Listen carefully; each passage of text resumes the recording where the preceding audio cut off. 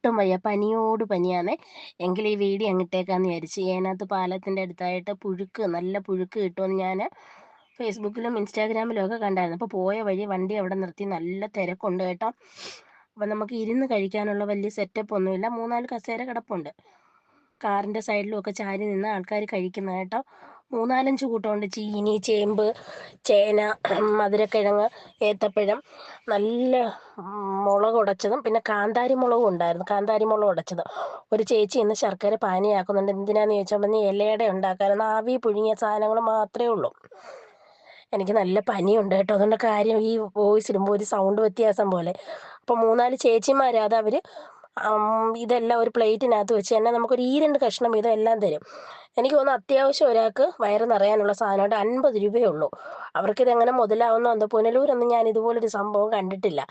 കൂട്ടത്തിൽ നല്ല ചുക്ക് കാപ്പിയും കേട്ടോ. നല്ല എരിവുണ്ട്. പനിയായിട്ട് എന്നാൽ കാപ്പിയും കൂടെ കുടിച്ചപ്പം പകുതി പനി പോയതുപോലെ തോന്നി. ഞാനും മക്കളും കൂടെ കയറിയത്. പാഴ്സൽ മേടിക്കാനും ഒക്കെ ആൾക്കാരുണ്ടായിരുന്നു. ഈ ഒരു സാധനം തീരുന്നതനുസരിച്ച് അവരത് പുഴുങ്ങി വെക്കുന്നുണ്ട്. തീർന്നു കഴിയുമ്പോൾ നമുക്ക് അതിന് പകരം വേറെ സാധനം തരികയും ചെയ്യുന്നുണ്ട്.